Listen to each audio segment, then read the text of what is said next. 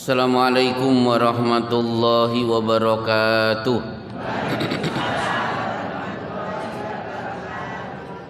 Innal hamdalillah wassalatu wassalamu ala Rasulillah, asyhadu an la ilaha illallah wa asyhadu anna Muhammadan abduhu wa rasuluhu wa ba'du. Ibu-ibu, bapak-bapak, jamaah majelis taklim Persyarikatan Jam'iyah Muhammadiyah. Yang pertama, Rasulullah sallallahu alaihi wasallam bersabda, "Uritu annar fa idza aktsaru ahliha an-nisa." Aku pernah melihat neraka, ternyata mayoritas penghuninya bapak-bapak napa ibu-ibu? Mayoritas penghuninya ternyata ibu-ibu. Tapi saya aneh, bingung, ternyata mayoritas paling banyak yang hadir di Balai Muhammadiyah kok ibu-ibu. Ini yang salah ibu-ibunya atau hadisnya? Jadi ibu-ibu paling banyak penghuni neraka, tapi di majelis-majelis taklim termasuk kemarin kajian di IPHI, ibu-ibu tetap mayoritas. Baik, sebelum saya melanjutkan kajian, pengajian saya selalu ada tanya jawab.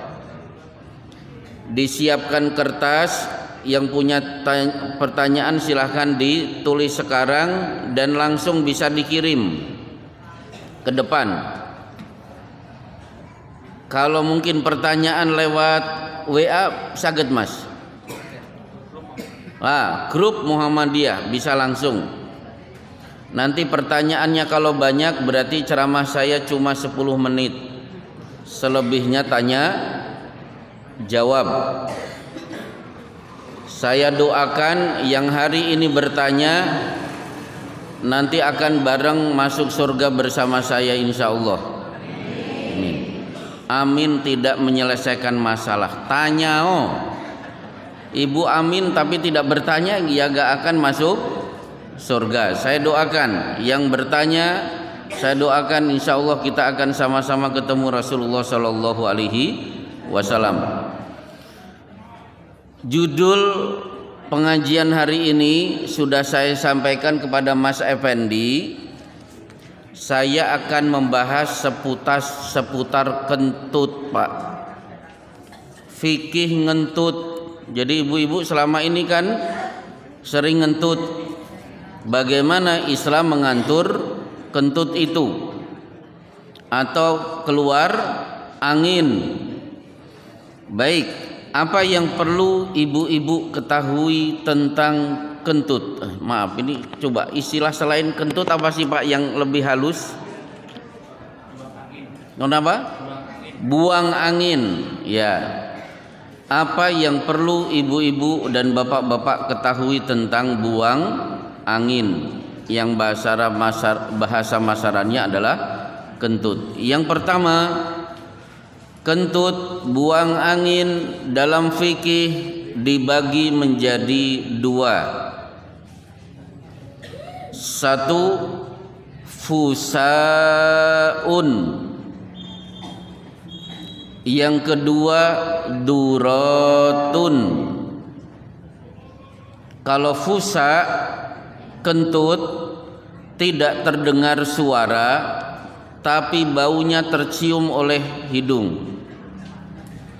Itu jenis kentut yang pertama. Suara tidak ada, tiba-tiba makseng gitu Pak. Begitu ya Pak, bunyinya kan makseng. Begitu lewat di hidung. Yang kedua, durat. Durat jenis kentut, suara terdengar tapi tidak ada baunya. Coba saya bertanya, dari dua kentut ini mana yang lebih menakutkan? suara menggelegar tidak ada bau, atau tidak ada suara tiba-tiba makseng? Mana yang lebih menyeramkan? Yang pertama atau yang kedua? Jadi tidak ada suara tapi tiba-tiba bau menyebar, makseng tadi, itu jauh lebih menyeramkan. Maka ibu-ibu kalau ingin paham munafik itu bahayanya munafik, lihat kentut. Munafik itu ibarat kentut yang tidak terdengar suara tapi aromanya luar biasa. Masalah kedua, kentut atau buang angin tanda sempurna dan kekurangan manusia. Jadi sempurnanya bapak-bapak karena bapak-bapak punya kentut, kurangnya bapak, kekurangan bapak itu juga karena punya kentut. Kenapa? Kentut itu bukti sempurnanya seseorang karena bapak-bapak dianggap normal kalau bisa ngentut. Tetangga saya di Bekasi tidak bisa ngentut, harus dilarikan ke Singapura. Berarti ngentut itu normal, wajar. Coba bapak-bapak dan ibu-ibu yang pernah dioperasi, pertanyaan dokter setelah bapak-bapak sadar dari operasi, pertanyaan dari dokter apa? Sampun ngentut nopo dereng? Berarti dianggap sempurna, operasi berhasil, bapak sudah bagus kalau sudah bisa ngentut. Tapi kentut juga tanda kekurangan manusia. Kenapa? Allah maha sempurna. Di antara kesempurnaan Allah, Allah tidak punya ngentut. Akhirnya ketika bapak-bapak dan ibu-ibu nanti masuk surga, ahlul jannati ya'kuluna wa yashrabuna, penghuni surga sibuk makan dan minum, diberi kekuatan 100 kali lipat. Berarti ketika kita makan di surga membutuhkan nasi 100 piring, minum 100 gelas. Meskipun makannya banyak, wala yatagawwatun, tidak ada acara buang air besar, wala yabulun, tidak ada acara untuk kencing, dan mereka wala yatadarratun, mereka tidak akan ngentut, walakin jusyaun, efek dari makan dan minum yang banyak adalah jusyaun. Apa jusya? Jusya kalau bapak dan ibu-ibu selesai makan, begitu makan selesai tiba-tiba nah itu apa Pak? Bahasa masaran gelegean. Nah bahasa Arabnya jusyaun, karihil mis, yang keluar dari mulut aroma minyak kasturi. Berbeda ketika bapak-bapak makan di dunia gelegean, yang keluar aromanya apa? Tergantung. Kalau pete yang keluar bau pete, kalau makannya sambal tumpang yang keluar aroma sambal tumpang. Baik, masalah kedua selesai. 3, kalau bapak dan ibu ngentut, wah ini yang baru datang, silahkan.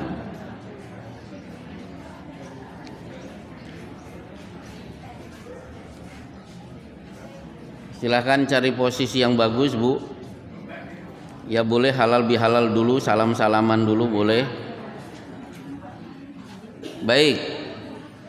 Masalah ketiga, ketika bapak dan ibu-ibu tiap hari ngentut, ternyata setan juga ngentut. Pertanyaannya, apa bedanya kentut manusia dengan setan? Kalau kentutnya ibu-ibu karena efek dari makan dan minum. Tapi kalau setan, idza nudiya lis-sholati adbara syaitanu wa lahu duratun, apabila panggilan solat, yaitu adzan berkumandang, setan akan lari terkentut-kentut untuk mencari tempat yang tidak terdengar adzan. Coba di Masaran ada tidak tempat yang adzan tidak terdengar? Oh, tidak ada. Adzan akan saut menyaut. Berarti betapa menderitanya setan yang tinggal di Masaran. Jadi setan begitu mendengar adzan langsung lari terkentut-kentut. Maka ibu-ibu kalau adzan berkumandang terus ngentut, itu kira-kira manusia atau setan? Jadi setiap ada adzan kok ngentut, jangan-jangan dia setan, berarti harus diruqyah. Baik, baru masalah keempat.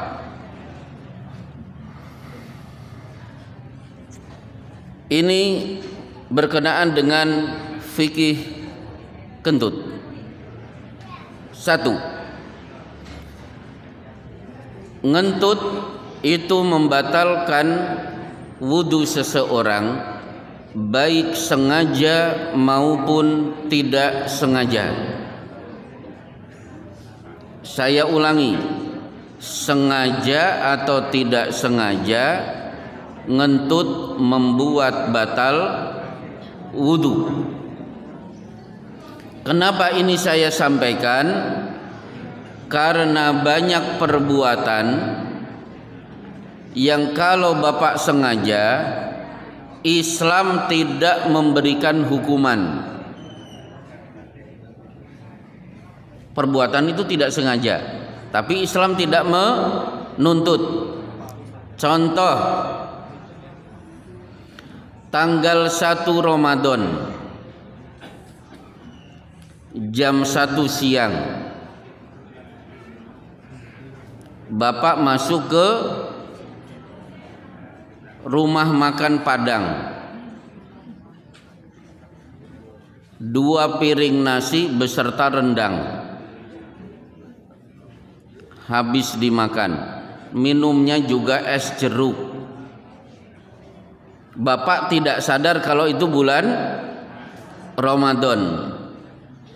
Begitu es jeruk diminum habis, alhamdulillahilladzi binikmatihi tatimmus sholihat, alhamdulillahilladzi hamdan katsiran thayyiban mubarakan fihi ghaira makfiin wala muwaddain wala mustagna anhu rabbana. Tiba-tiba ibu sadar, loh ini kan bulan Ramadan, saumnya batal tidak? Tidak. Kenapa? Tidak disengaja. Fa innama at'amahullahu wa saqahu, itu rezeki dari Allah karena Allah pengen dia makan dan minum dengan puas. Jadi makan dan minum tidak sengaja di bulan Ramadan tidak batal, tapi satu-satunya yang tidak ditolerir kentut. Mau sengaja atau tidak sengaja itu tetap membatalkan wudu. Ahlan wa sahlan Pak Profesor. Alhamdulillah saya mendengar beliau dapat anugerah dari Allah, Pak Harno, alhamdulillah. Kita lanjutkan. Masalah pertama selesai ya Bu ya. Ngentut mau sengaja atau tidak sengaja hukumnya membatalkan wudu. Masalah kedua, kentut bisa membatalkan wudu plus sholat. Karena ada perbuatan kita wudunya tidak batal tapi sholatnya batal. Saya minta contoh ibu-ibu yang bisa menjawab. Contoh yang membatalkan sholat tapi tidak membatalkan wudu. Contohnya apa Bu? Contohnya apa? Contohnya sebelum sholat ibu-ibu makan bakso. Selesai makan bakso sholat. Tiba-tiba ada bakso yang selilit, ya, nempel di gigi. Ternyata imamnya bukan dari Madiun, tapi hari itu imamnya dari Madinah. Bacaannya panjang. Sambil ngalamun, akhirnya lidah disodok-sodok ke selilit tadi, terus jatuh, dikunyah, dielek. Kira-kira batal tidak? Sholatnya batal, wudunya tidak batal. Contoh lagi, Allahu Akbar, pintu diketuk, Assalamualaikum, Waalaikumsalam, mengkirimuin kulo nembe sholat. Sholatnya batal napa boten Bu? Batal. Wudunya batal tidak? Tidak. Berarti ada yang membatalkan sholat tapi tidak membatalkan wudu. Tapi khusus kentut, wudunya batal, sholatnya harus diulangi. Idza fasa fis sholati falyansharib wal yatawadda wal yu'idis shalah. Siapa yang kentut saat sholat segera keluar wudu dan ulangi sholatnya. Berarti yang diulangi wudu dan sholat. Kemudian yang ketiga, status kentut yang ragu. Jadi bapak sedang sholat, tiba-tiba terdengar kentut, muncul keraguan, ini yang ngentut saya atau samping saya? Mungkin tidak Bu? Mungkin. Maka Rasulullah Shallallahu Alaihi Wasallam bersabda tentang status kentut yang ragu, fala yansarif hatta yajida rihan aw yasma'a sautan. Tidak usah digubris, itu gangguan setan. Tunggu setelah itu terdengar suara atau mencium bau. Jadi begitu ragu tidak usah digubris. Kapan dianggap batal? Kalau setelah itu mendengar suara atau mencium bau. Berarti berdasarkan hadis ini tugas bapak-bapak dan ibu-ibu harus mengenal dengan baik kentutnya masing-masing. Jadi jangan sampai yang ngentut dia tapi menuduh orang lain. Nah, dari hadis ini akhirnya Imam Syafi'i membuat kaidah usul fikih. Inilah bapaknya usul fikih, yang menemukan teori ini adalah Imam Syafi'i. Beliau mengambil hadis ini dan beliau mengeluarkan kaidah berbunyi al-yaqinu la yazulu bisyak. Keyakinan tidak bisa dianulir karena datangnya keraguan. Saya ulangi, keyakinan tidak bisa dianulir, disingkirkan gara-gara datang keraguan. Loh, kenapa? Ibu ketika sedang sholat tiba-tiba bingung, ini tadi ngentut atau tidak? Berarti status kentutnya yakin atau ragu?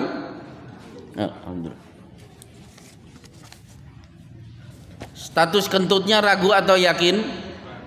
Ragu. Tapi ibu-ibu dan bapak-bapak yakin tidak? Sebelum sholat tadi wudu terlebih dahulu? Yakin. Berarti wudunya menang, kentutnya suruh minggir. Jangan digubris. Itu contoh keyakinan tidak bisa dikalahkan oleh datangnya keraguan. Yang yakin apa? Wudu. Yang ragu apa? Kentut. Berarti wudunya menang mengalahkan yang ragu. Saya berikan contoh yang lain. Yakin tidak bisa dikalahkan dengan datangnya keraguan. Bapak Tono dan Ibu Tini bertengkar. Gelas dibanting, piring melayang. Setengah jam terjadi pertengkaran. Akhirnya Pak Tono dan Pak Tini capek. Begitu capek, Pak Tono mikir, tadi saya ngomong cerai tidak kepada istri saya? Akhirnya Pak Tono bertanya kepada istri, Bu, aku ngomong cerai tidak kepada dirimu? istrinya tidak mau menjawab. Kira-kira cerainya sah atau tidak? Jawabannya, kata-kata cerai ragu atau yakin? Ragu. Kalau Pak Tono ditanya, Pak Tono, Anda memiliki Butini lewat pernikahan, yakin? Yakin. Saya masih ingat tanggalnya, harinya, jamnya, tempat di mana saya menikahi Butini. Berarti nikahnya menang, sementara kata-kata cerai yang berstatus ragu itu harus disingkirkan. Berarti pernikahannya tetap sah. Ini contoh al-yaqinu la yazulu bisyak. Keyakinan tidak boleh disingkirkan karena datangnya keraguan.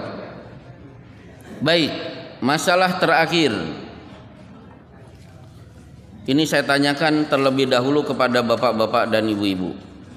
Salat berjamaah, imamnya ngentut, diingatkan tidak digubris, akhirnya selesai sampai assalamualaikum ke kanan, assalamualaikum ke kiri. Seisi masjid gaduh, akhirnya makmum terjadi diskusi alot dengan si imam. Singkat cerita, akhirnya imam sadar, ya Allah tadi saya ngentut. Kira-kira siapa yang harus diulangi sholatnya? 1. Imam saja. B.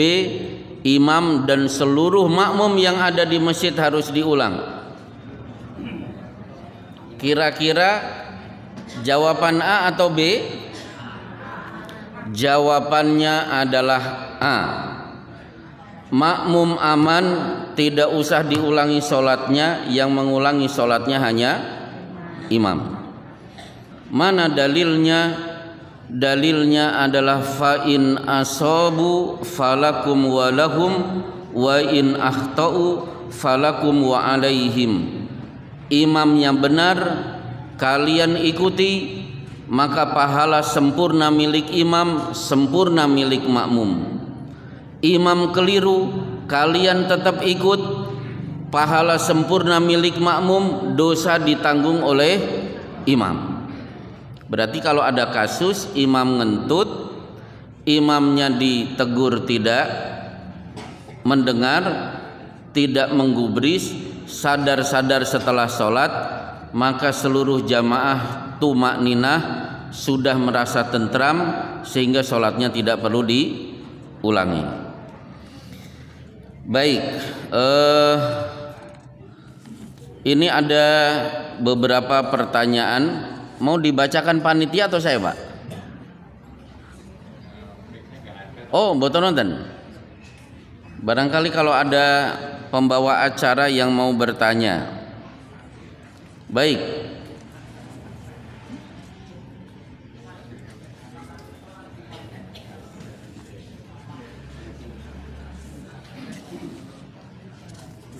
Saya bacakan pertanyaan.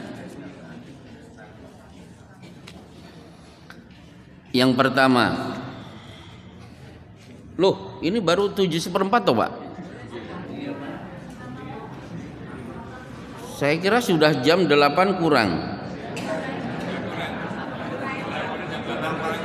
Ini perasaan jam saya begitu pindah ke Bekasi kok begini. Pindah ke Masaran. Baik, ini pertanyaan baru 6. Bagi yang mau menyusul untuk bertanya saya persilahkan. Saya berdoa saat sholat menggunakan bahasa Indonesia, boleh atau tidak? Baik. Yang pertama, berdoa saat sholat bagus. Aqrabu ma yakunu bainal abdi wa rabbihi wa huwa sajidun. Posisi terdekat seorang hamba dengan Allah adalah saat sedang sujud. Fa'akthiru fihi du'a, maka perbanyaklah berdoa saat sedang sujud. Ini dalil pertama. Dalil kedua yang menjadi pertimbangan dari jawaban pertanyaan ini, Innas sholata la yasluhu fiha min kalamin nas. Salat itu tidak sah kalau dicampur dengan perkataan manusia. Berarti bagi yang ingin salat, ingin berdoa menggunakan bahasa Indonesia atau bahasa Jawa, doanya antara adzan dan iqamat. Khusus saat salat, saat sujud, berdoalah dengan doa yang ada di Quran dan di hadis. Contoh, rezeki saya sedang seret, cukup berdoa, Allahumma inni as'aluka ilman nafi'a wa rizqan thayyiba wa amalan mutaqabbala. Ada kata-kata rezeki. Sudah sebulan ini istri susah diatur, anak nakal. Rabbana hablana min azwajina wa dzurriyyatina qurrata a'yun. Kan sudah banyak, Bu. Doa apapun insya Allah di hadis dan Quran sudah ada. Tapi bagi yang ingin mantap berdoa pakai bahasa Jawa, silahkan berdoa antara adzan dan iqamat. Meskipun salah satu kesalahan doa adalah berdoa terlalu diperinci, dipanjang-panjangkan, itu tidak bagus. Contohnya riwayat Sa'ad bin Abi Waqqas melihat setiap anaknya berdoa terlalu lama. Penasaran Sa'ad bin Abi Waqqas mendekati si anak. Ternyata anaknya sedang berdoa memohon surga. Surganya diperinci. Ya Allah, aku ingin masuk surgamu ya Allah untuk mendapatkan bidadarimu. Disebutkan aku ingin bidadari yang hidungnya seperti ini, kulitnya, tinggi badannya, rambutnya, bibirnya, disebut satu persatu. Selesai bidadari, anaknya minta makanan. Ya Allah, aku pingin makanan ini itu, disebutkan satu persatu. Akhirnya Sa'ad bin Abi Waqqas kemudian memberi nasihat kepada anaknya, wahai putraku, Rasulullah bersabda, sayakunu fi akhiri ummati qaumun ya'taduna fid du'a wa iyyaka an takuna minhum. Nabi berpesan, nanti umatku banyak kalau berdoa terlalu panjang, maka kamu jangan seperti mereka. Saya masih ingat dulu di Masjid An-Nur, pemberangkatan jamaah haji, tampil Pak Kiai yang berdoa, doanya pakai bahasa Indonesia. Jamaah mengaminkan, ternyata lama kelamaan amin amin amin habis karena berdoa dibaca selama setengah jam. Itu kepanjangan. Jadi tidak usah panjang-panjang mendoakan orang yang akan berangkat haji. Cukup Allahumma ja'alhu hajjan mabrura wa sa'yan mashkura wa tijaratan lan tabura. Itu sudah cukup. Berdoa supaya berangkat haji, hajinya mabrur, rezekinya diganti oleh Allah, selesai. Tidak usah panjang-panjang. Baik, apa hukum mengubur jenazah?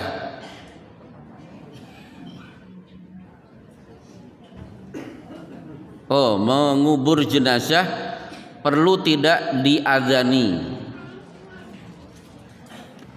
Baik, yang bertanya, kalau pertanyaan itu lisan pasti saya akan bertanya, jenengan Muhammadiyah nopo NU? Nah, gitu aja. Jadi yang warga Muhammadiyah insya Allah tidak ada adzan. Cuma saya sampaikan kapan adzan dikumandangkan. 1, 2, 3 hadisnya sahih. Yang pertama, idza hadaratis salatu falyu'adzin lakum ahadukum. Bila waktu salat sudah tiba maka kumandangkan adzan. Berarti adzan kaitannya dengan waktu salat. Tapi hanya sholat 5 waktu. Bagaimana dengan salat Id? Shallaitu ma'a Rasulillahi sallallahu alaihi wasallam al-idaini ghaira marratin wala marrataini bi ghairi adanin wala iqamatin. Aku sering salat bersama Rasulullah untuk salat Idul Fitri dan Idul Adha. Tidak sekali, tidak dua kali, sering kali. Ternyata beliau tidak ada adzan, tidak ada iqamat. Yang kedua, ketika bayi lahir, hadisnya derajatnya hasan. Termasuk Ibnul Qayyim Al-Jauziyah punya kitab Tuhfatul Aulad, Tuhfatul Atfal. Beliau termasuk yang menilai hadis adanya Rasulullah untuk Hasan dan Husain, hadisnya hasan, bisa diamalkan. Yang ketiga, di Sunan Abu Dawud, di Musnad Imam Ahmad. Tapi saya berharap seumur hidup saya tidak mengamalkan untuk yang ketiga ini. Apa itu? Idza taghawwalatil ghailan fabadiru bil adzan. Bila kalian berpapasan dengan hantu, maka segera kumandangkan adzan. Jadi kalau ada wewe gombel, apalagi congculi, apalagi hantunya masaran apa Pak? Kalau di Bekasi kan kolor hijau, memedi dan lain sebagainya, segera kumandangkan adzan. Hadis ini disahihkan oleh Syekh bin Baz di kitab Fathul Majid. Jadi adzan itu untuk apa? Satu, salat. Dua, untuk mengusir setan saat kita berpapasan dengan hantu. Yang ketiga, ketika bayi lahir. Tapi warga Nahdlatul Ulama, saudara-saudara kita juga, ketika orang mati juga perlu diadzani. Kenapa? Pakai logika. Logikanya apa? Bayi lahir disambut dengan adzan, orang akan meninggalkan dunia juga diantar dengan adzan. Jadi tidak pakai dalil, pakai apa namanya? Ya pakai kias, pakai logika. Di otak-atik supaya matu. Sementara kita warga Muhammadiyah selalu menggunakan dalil dari Quran dan hadis. Tapi kita tetap menghormati, mereka tetap saudara kita. Baik. Nah sekarang kalau dilihat dari hadis, yang dibaca di kuburan apa?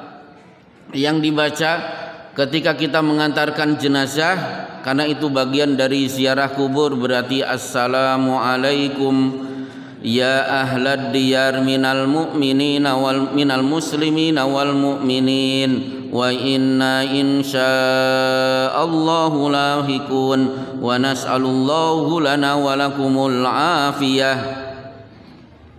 Ini kan ucapan salam untuk penghuni kubur. Nunggu jawaban tidak Bu?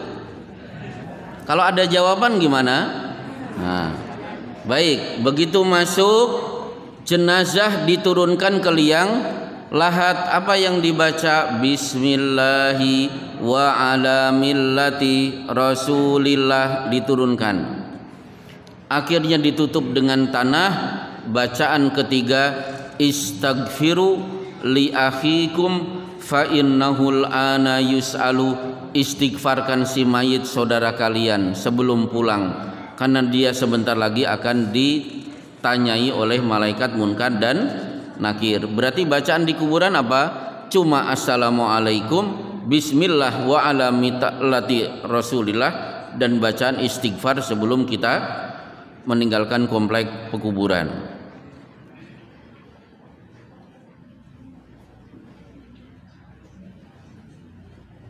Ini Mas Panitia, ini tulisannya Masya Allah. Ini zaman tahun berapa ini? Saya tidak bisa baca.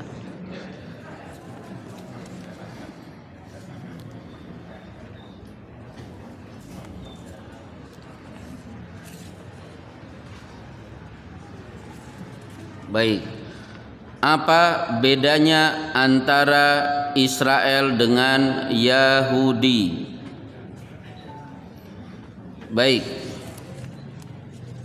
Israel dulu. Israel itu nama lain dari Nabi Yakub. Jadi bapak-bapak boleh menyebut Yakub dengan Nabi Yakub atau menyebut Nabi Israil alaihi salam. Dalam Al-Quran Allah menyebut Yakub banyak. Am kuntum syuhada'a idh hadara Yaqubal maut idh qala li banihi ma ta'buduna min ba'di. Allah menyebut Yakub sekali dalam Al-Quran di surat Ali Imran. Allah menyebut tidak Yakub tapi Israil. Kullu ta'ami kana hillal li bani Israila illa ma harrama Israilu ala nafsihi min qabli an tunazzalat Taurah. Biar bapak-bapak dan ibu-ibu tidak penasaran, silahkan dibuka surat Ali Imran. Ayatnya saya tidak tahu, di lembar sebelah kiri agak ke tengah. Ada Qurannya Pak? Oh iya iya. Coba saya. Tapi kecil itu. Coba Pak.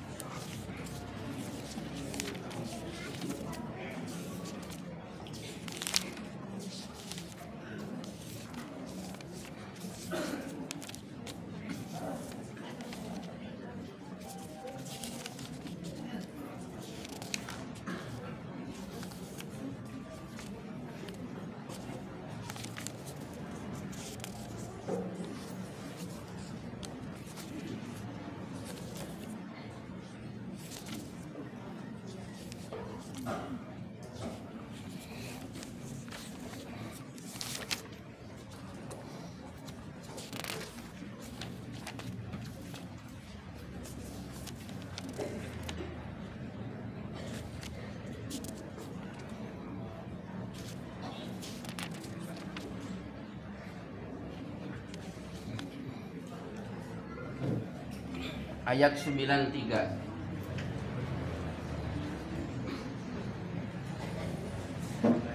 Di lembar sebelah kiri. Maaf Mas, bisa diterjemahkan Mas. Ayat 93. Bisa diterjemahkan. Ayat 93.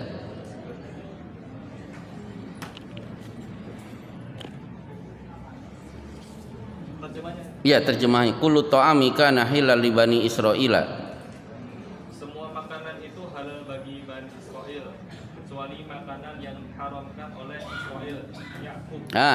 Kecuali Israel kemudian kurung buka Yakub, cukup.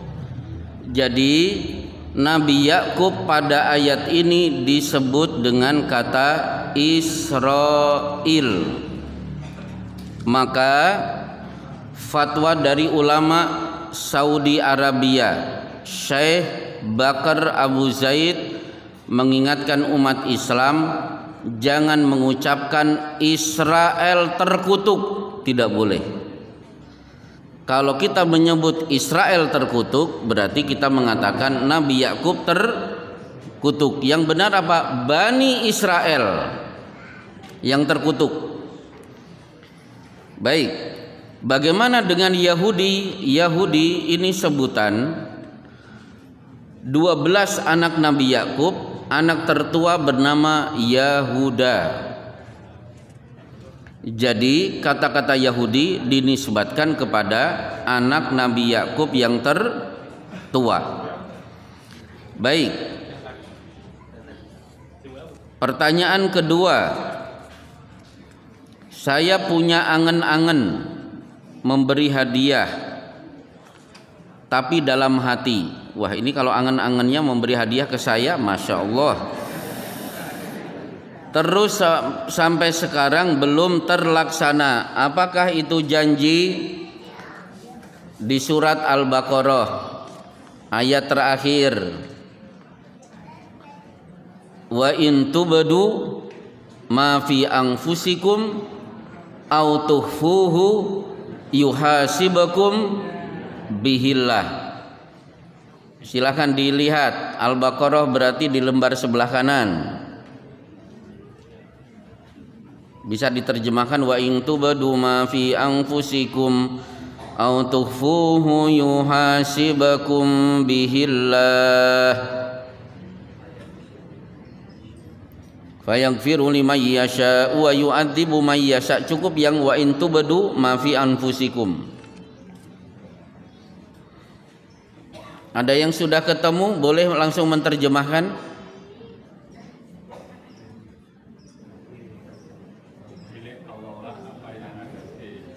Yang pasnya yang wa in tubdu ayat berapa?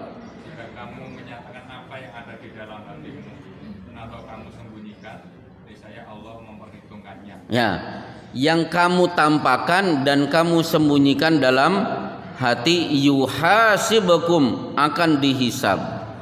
Berarti di angan-angan tolong segera diwujudkan. Al-Baqarah ayat-ayat akhir. Nah, tulisan tadi yang tidak terbaca napa dia? Oh, diganti. Masalah fadilah salat ba'da suruk. Oh ya, dapat keutamaan haji umroh sempurna.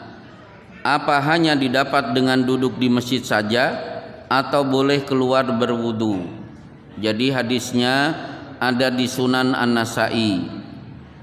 Rasulullah sallallahu alaihi wasallam bersabda, "Man shallas subha fi jama'atin." Siapa yang menunaikan salat subuh berjamaah, thumma qa'ada fi majlisihi, kemudian tetap duduk di tempatnya, yadhkurullaha ta'ala, untuk berzikir, berarti baca Quran, wirid, hatta tatlu asyamsu, hingga matahari terbit. Kalau tidak salah bahasa masarannya nganti srengenge meletek. Thumma shalla rakaataini, kemudian sholat 2 rakaat. Kana lahu ajru hajjatin wa umratin tamatan, pahalanya setara haji umroh 3 kali. Bagaimana kalau batal? Boleh tidak keluar? Lima la budda lahu, boleh, karena itu urusan dengan wudu. Silahkan keluar, kemudian balik lagi ke masjid. Meskipun ini saya sampaikan ketika saya ngaji di Masjid Nabawi, Syekh Abdul Razak Al-Badr menyampaikan pengajian di hadapan seluruh mahasiswa yang kuliah di Jamiah Islamiyah Madinah. Saya sebagai jamaah umrah ikut nimbrung. Begitu pengajian selesai, Syekh Abdul Razak Al-Badr menyampaikan, sekarang sudah waktunya syuruk. Silahkan menunaikan sholat syuruk. Kepada para mahasiswa, silahkan pulang ke asrama. Jamaah umroh silahkan pulang ke hotel, sholat di asrama dan sholat di hotel. Kenapa? Afdalu sholatil mar'i fi baitihi, sholat sunnah seseorang paling bagus dikerjakan di rumah. Maka ibu-ibu, sholat syuruk itu kalau dibahas ujung-ujungnya di banyak kitab, siapa yang melaksanakan sholat syuruk sudah mendapatkan pahala sholat duha. Berarti sholat syuruk adalah duha yang diawalkan. Coba ibu-ibu bayangkan, saya di Masjid Nabawi, ini sudah masuk waktu syuruk. Saya keluar dari masjid, masjid kan luas, Masjid Nabawi. Kemudian berjalan melewati halaman, halamannya juga luas. Sampai hotel tidak menutup kemungkinan terjadi antri lift. Berarti jaraknya berapa? Bisa sampai setengah jam. Makanya kata-kata sholat syuruk menggunakan kata-kata summa. Yang pernah belajar bahasa Arab, kata-kata summa artinya kemudian, jedanya agak banyak. Jadi tidak mesti tank syuruk langsung melaksanakan sholat syuruk. Berarti sholat syuruk afdol dikerjakan di rumah. Meskipun selama ini saya belum pernah melaksanakan sholat syuruk di rumah, selalu di masjid, karena pengalaman saya begitu mau pulang ke rumah, pintu dibuka, mak seng nasi goreng. Nah, akhirnya nasi gorengnya yang diingat, sholat syuruknya yang lupa. Berdasarkan pengalaman, akhirnya saya sholat syuruknya di masjid. Baik. Hujan deras disertai angin, apa yang harus saya lakukan? Tuntunan dari Rasulullah. Rasulullah Shallallahu Alaihi Wasallam bersabda, satu, mengenai hujan, la tasubbud dahra fa innallaha huwad dahru, jangan kalian cela musim, karena yang mengatur musim adalah Allah. Di hadis qudsi, uqallibul laila wan nahar, sebagaimana malam dan siang datang silih berganti, maka musim hujan dan musim kemarau juga harus datang silih berganti. Jangan kalian cela. Betul, musim hujan jemuran tidak kering-kering. Musim hujan banjir. Musim hujan setiap hari harus nyuci motor. Ngeresulo boleh tidak? Tidak boleh. Karena musim hujan ada baiknya. Apa itu? Sumber-sumber mata air. Pohon-pohon tumbuh dengan baik. Kira-kira semangat bapak-bapak makan lebih banyak di mana? Di musim hujan atau musim kemarau? Oh, musim hujan jauh lebih lahap. Berarti musim hujan ada baiknya. Coba ibu-ibu saya tanya, suami lebih betah di rumah saat musim hujan atau musim kemarau? Oh, musim hujan. Jadi jangan dicela. Bagaimana dengan musim kemarau? Betul panas, debu beterbangan, tapi real, buah terasa lebih manis di musim kemarau. Berarti musim kemarau ada baiknya. Nah, kemudian ini hujan, kemudian angin kencang. Rasulullah Shallallahu Alaihi Wasallam bersabda, la tasubburrih, jangan kalian cela angin yang berhembus dengan kencang. Fa idza ra'aitum ma takrahunahu, kalau kalian melihat angin kencang kalian takut, maka ucapkanlah, Allahumma inni as'aluka khairaha wa khaira ma fiha wa khaira ma umirat bihi wa a'udzubika min syarriha wa syarri ma fiha wa syarri ma umirat bihi. Ya Allah, berikan kebaikan dari angin ini, kebaikan yang terkandung di dalamnya, dan aku berlindung kepadamu dari keburukan angin ini dan keburukan yang terkandung di dalamnya. Jadi angin kenceng bukan adzan. Kan biasanya kan adzan. Salah. Yang dibaca tadi, Allahumma inni as'aluka khairaha wa khaira ma fiha wa khaira ma umirat bihi. Kelihatannya ini wajah-wajah tidak hafal. Nah, kelihatan dari sini wajah-wajah tidak hafal. Baik. Kemudian sedekap setelah ruku, ada dalil atau tidak? Sami Allahu liman hamidah. Ibu-ibu bersedekap lagi atau tangan lurus? Tangan lurus. Baik. Sekedar tambahan pengetahuan. Bagi yang sami Allahu liman hamidah tangan lurus, maka mengambil hadis hatta yastawi qaiman, hingga beliau berdiri lurus. Yang namanya berdiri lurus berarti seperti ini.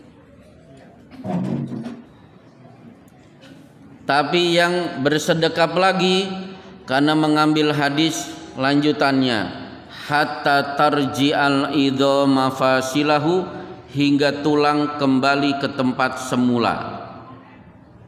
Saya ulangi, hingga tulang kembali ke tempat semula.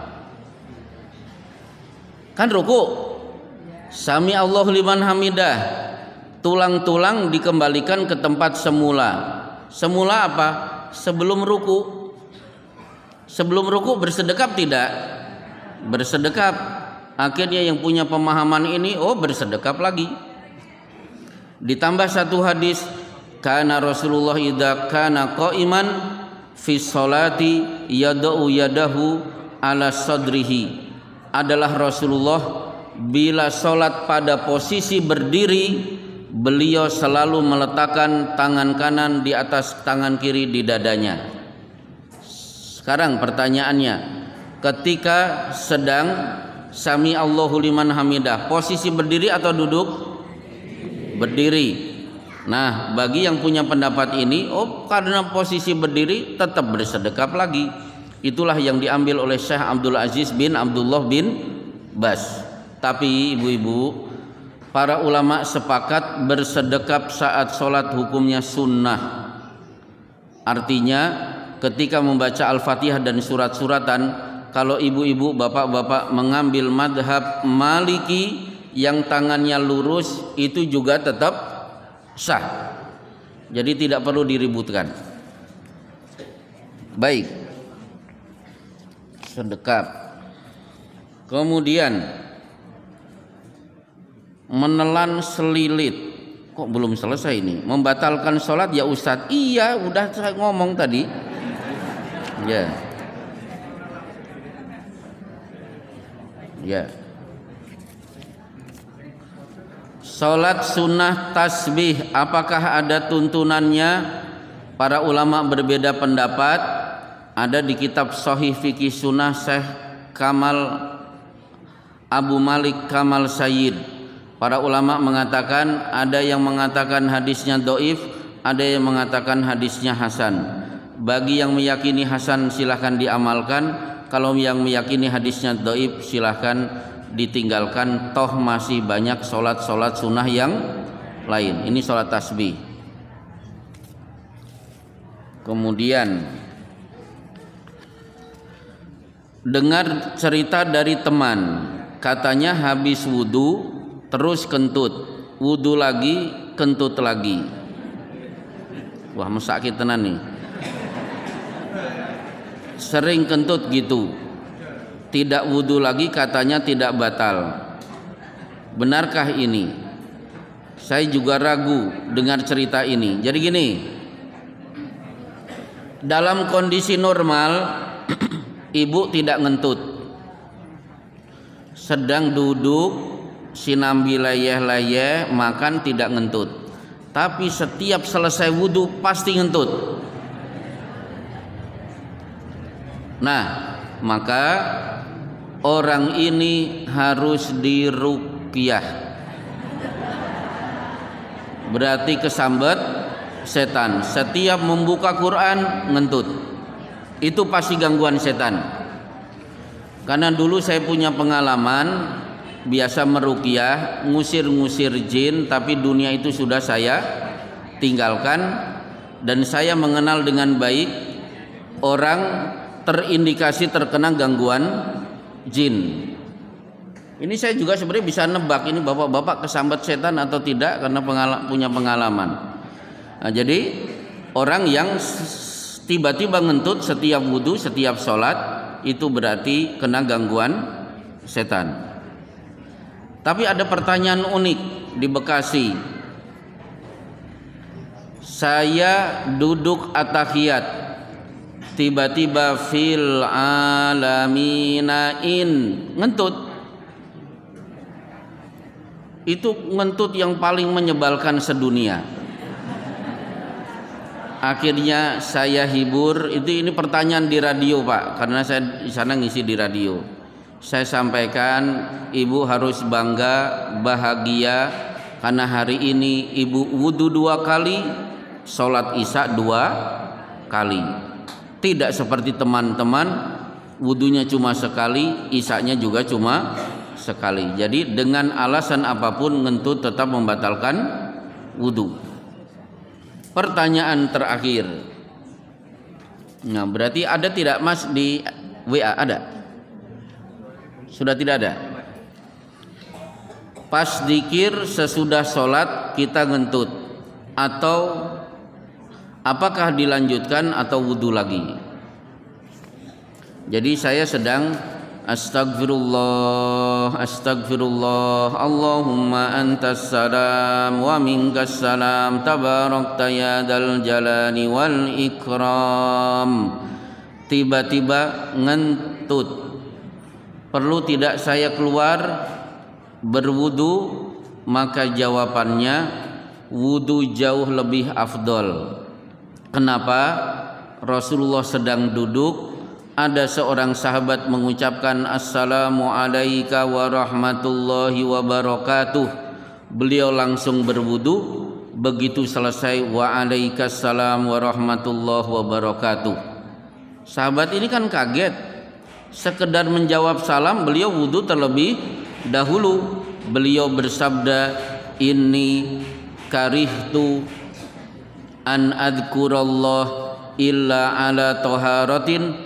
Aku tidak mau menyebut nama Allah kecuali dalam posisi suci secara sempurna. Jadi monggo bagi yang tidak merasa keberatan saat dzikir tiba-tiba kentut, keluar wudu, kembali ke tempat untuk melanjutkan dzikirnya, itu lebih afdol.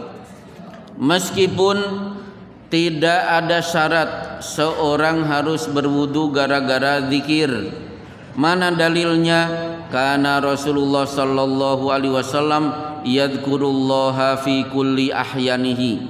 Kata Aisyah, Rasulullah berzikir di semua kondisi, baik sebelum wudu atau sesudah wudu. Cukup Bapak-bapak? Ada pertanyaan secara lisan? Ya, monggo Bu. Ini Ibu yang di IPHI kemarin Bu? Nggih. Alhamdulillah. Tasik kelingan kula, monggo. Silakan.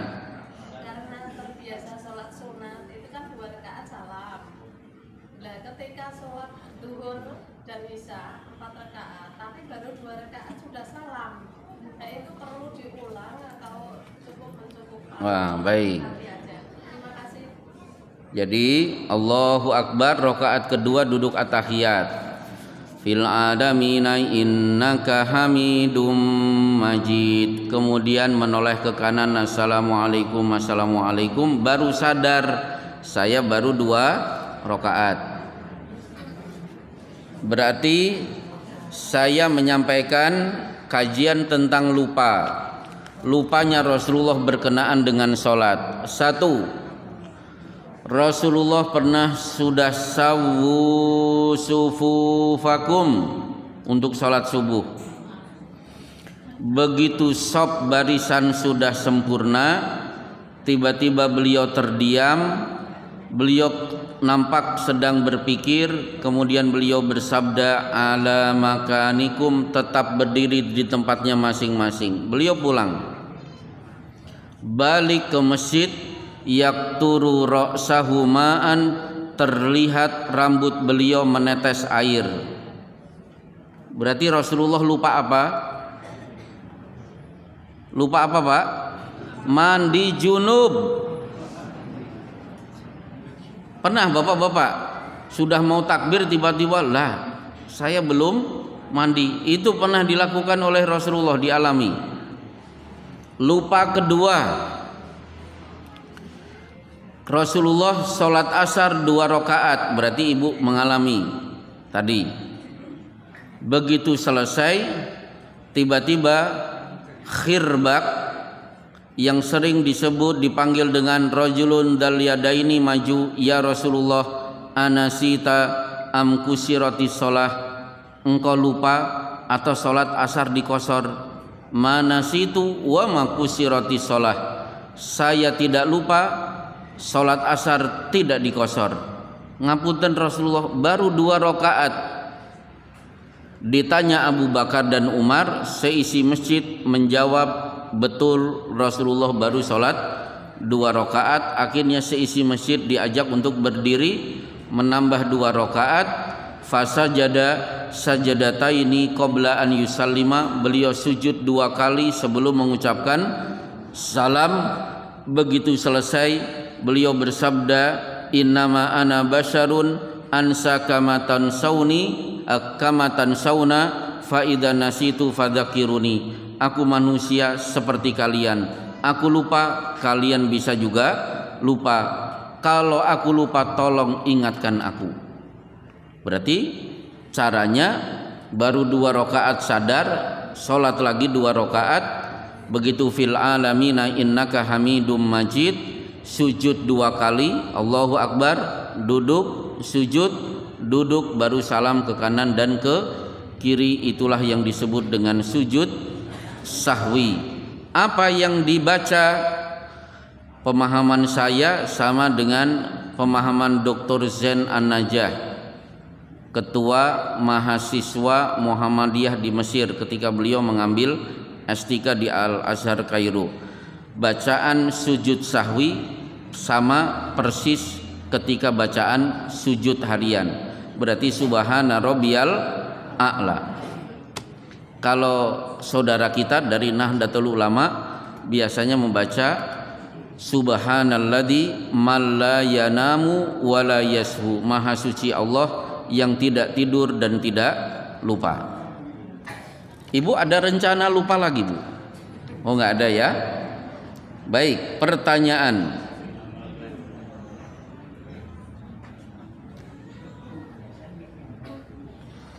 Tentang mandi besar. Bagaimana cara melaksanakan wudu sebelum mandi besar? Oh, berarti silahkan buka Bulughul Maram. Hadis dari Aisyah, beliau mencuci kemaluan, kemudian berwudu sempurna kecuali 2 kaki, baru keramas. Setelah itu mencuci kaki kanan dan kiri, selesai. 2. Dalam mandi kita telanjang. Betul, ada yang mandi pakai baju, ibu-ibu. Nah, apa hukum mandi telanjang? Jawabannya boleh, karena Imam Bukhari di Sahih Bukhari membuat judul babu jawazil gusli iryanan, bab bolehnya mandi dengan telanjang. Di situ ada 2 riwayat, telanjangnya Nabi Ayub dan telanjangnya Nabi Musa saat keduanya mandi. Jadi mandi itu telanjang. Kalau sampai memegang kemaluan bagaimana? Ya jangan. Karena Rasulullah Shallallahu Alaihi Wasallam ditanya, rajulun massa dzakarahu, seorang yang menyentuh kemaluannya, maka fafihil wudu, maka harus wudu lagi. Jadi salah satu yang membatalkan wudu kalau memegang kemaluan. Dan bagaimana kalau wudu dilaksanakan setelah selesai mandi besar, hukumnya boleh? Ini pertanyaannya mandi besar, tapi pertanyaannya ada 4. Kelihatannya cukup Bapak-bapak. Alhamdulillah, saya ucapkan jazakumullah, terima kasih kepada yang hadir dan kepada semua yang bertanya. Hari ini kita berkumpul di majelis ilmu, di majelis yang dinaungi sayap-sayap malaikat, majlis istaghfarallahu man fis samawati wal ar. Ibu-ibu dan bapak-bapak diistighfarkan penghuni langit dan bumi. Wa hatal hud fi juhriha fi jaufil ma, kita sedang didoakan oleh seluruh ikan di laut. Wa hatan namlah fi juhriha, kita juga duduk kita menyebabkan seluruh semut mengistighfarkan kita semuanya. Ini bagian dari tijaratan lan tabur. Tidak ada sia-sia sama sekali siapa yang hadir di majelis taklim. Insyaallah kita lanjutkan di pertemuan-pertemuan yang akan datang. Wassallallahu ala Muhammadin wa ala alihi washabbihi ajmain. Assalamualaikum warahmatullahi wabarakatuh.